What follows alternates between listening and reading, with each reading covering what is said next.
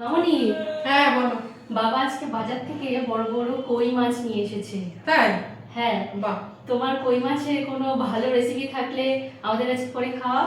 হ্যাঁ, কই মাছের অনেক কিছু রেসিপি করা যায়। আর আমাদের বন্ধুদেরও শেয়ার করে দাও।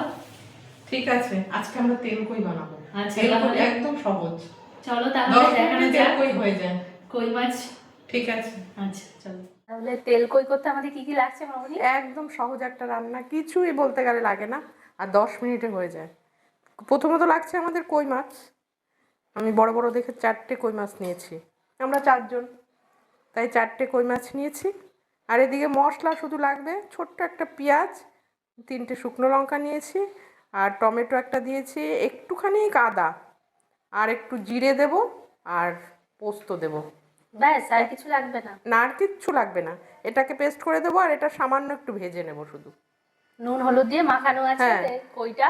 হ্যাঁ, তেল কই জন্য নুন হলুদ দিয়ে আগে এটাকে মেখে নিয়েছি। আর একটু তেলটা একটু বেশি লাগবে, সর্ষের তেলটা, যেহেতু তেল কই।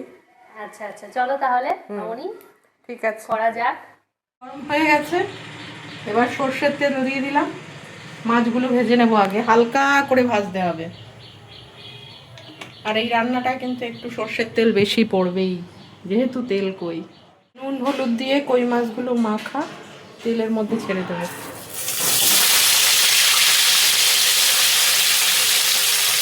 মাছগুলোকে কিন্তু একদম হালকা করে ভাজতে হবে, দুটো দুটো করে দিলাম, তাহলে ভাজতে সুবিধা হবে। হ্যাঁ, কই মাছগুলোকে একদম হালকা ভেজেই কিন্তু তুলে ফেলতে হবে, বেশি ভাজলে কিন্তু এর টেস্টটাই নষ্ট হয়ে যাবে। এরকম কম কম ভেজে তুলে ফেলতে হবে। আর দুটো আছে, এই দুটো ভেজে ফেলবো।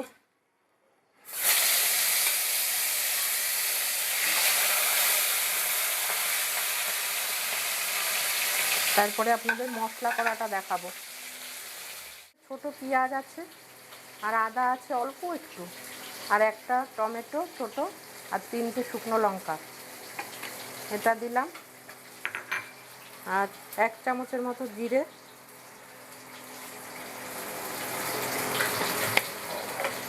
আর একটু পোস্ত দিতে হবে। পোস্ত দিলে টেস্টটা অনেকটাই বেড়ে যাবে। বড় চামচের 1 চামচ, এই দিয়েই পেস্টটা তৈরি হবে, আর কিছু লাগবে না। পেস্ট করে দেখাচ্ছি। ওই তেলের মধ্যেই এবার একটু জিরে ফোড়ন দিয়ে দিলাম। এবার এই মশলাটাকে দিয়ে দেবো, যে মশলাটা করে রেখেছি সেই মশলাটা দিয়ে দেবো।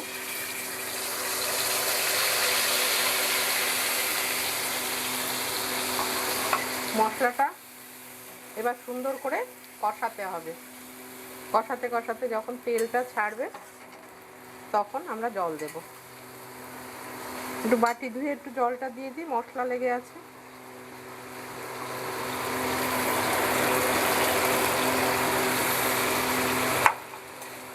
সুন্দর করে কষিয়ে নিতে হবে। একটু নুন দেব, হলুদ দেব, আর সব দেওয়া আছে। একটু কালারটা সুন্দর দেখার জন্য একটু কাশ্মীরি লঙ্কার গুঁড়ো দিয়ে দেবেন, আরও ভালো লাগবে দেখতে। দেখতে সুন্দর হলে খেতে আরও বেশি ভালো লাগে।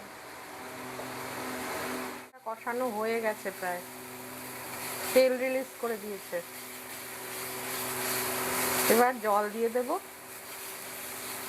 জলটা যেই উঠিয়ে যাবে তখন মাছগুলোকে ছাড়তে হবে।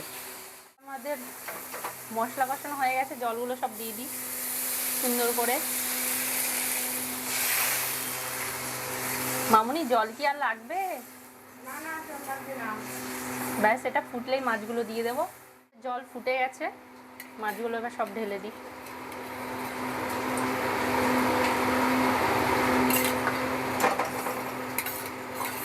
মামুনি থেকে আজকে শিখে নিলাম তেল কই, খুবই সহজ রান্না।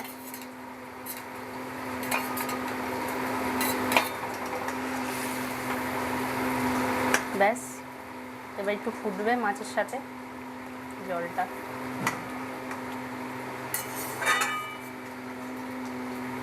মামুনি, কিছুক্ষণ কি রেখে দেবো? আচ্ছা, তাহলে ঢেকে রেখে দিচ্ছি কিছুক্ষণ। ঢেকে আমি কম আঁচ করে দিচ্ছি তাহলে।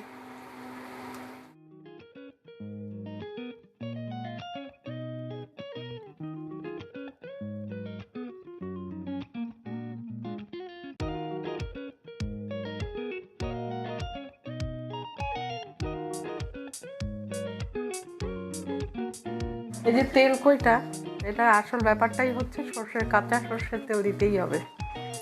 সেই জন্য এখানে এখন কাঁচা সর্ষের তেল দিয়ে নামিয়ে দেবো।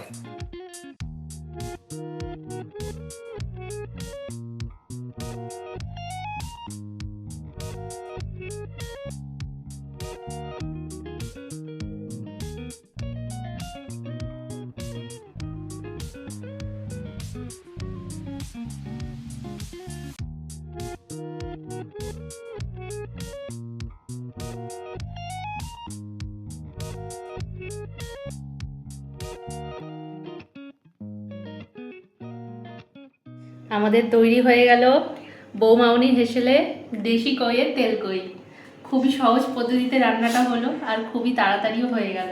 খুব সহজ একটা রান্না, আপনারা করে দেখবেন, ভালোই লাগবে। আর কমেন্টে জানাবেন কেমন খেলেন, তাহলে আমাদের ভালো লাগবে। লাইক করবেন, লাইক, কমেন্ট, শেয়ার করে সাবস্ক্রাইব দেবেন। করবেন অবশ্যই আমাদের বৌমাউনি হেসেল।